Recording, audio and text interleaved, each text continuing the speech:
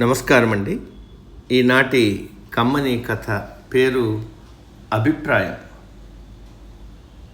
వినిపిస్తున్నది మీ విజయభాస్కర్. ఒక జమీందార్ గారు సాయంకాలం వేళ తన కోట ఆవరణలోని పండ్ల తోటలో తిరుగుతూ ఉండగా దివాణం గుమాస్తా ఏదో పనిపడి అక్కడికి వచ్చాడు.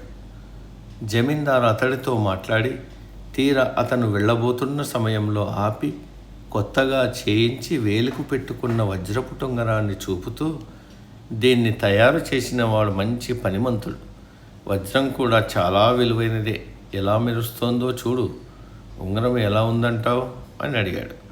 గుమాస్తా జవాబు ఏమీ ఇవ్వలేదు. జమీందారు కొంచెం ఆగి, ఉంగరాన్ని గురించి నీ అభిప్రాయం చెప్పలేదే అని ప్రశ్నించాడు.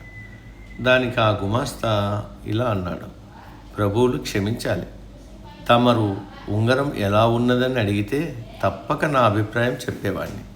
అలా కాకుండా తమరే ఉంగరాన్ని అంతగా మెచ్చుకుంటూ చెప్పిన తర్వాత కాదని ఖండించే సాహసం చేయలేను కదా. ఒకవేళ మీ అభిప్రాయంతో ఏకీభవించినా అది అంతగా మీకు సంతృప్తి కారణం కాకపోవచ్చు, అందుకే మౌనం వహించానన్నాడు. యజమాని అయినవాడు కొన్ని సందర్భాలలో తన పరివారంతో ఎలా సంభాషించాలో గుమాస్తా సూక్ష్మంగా చమత్కారంగా చెప్పినందుకు జమీందార్ గారు మెచ్చి ఉంగరాన్ని అతడికి బహుమానంగా ఇచ్చేశాడు. సమాప్తం.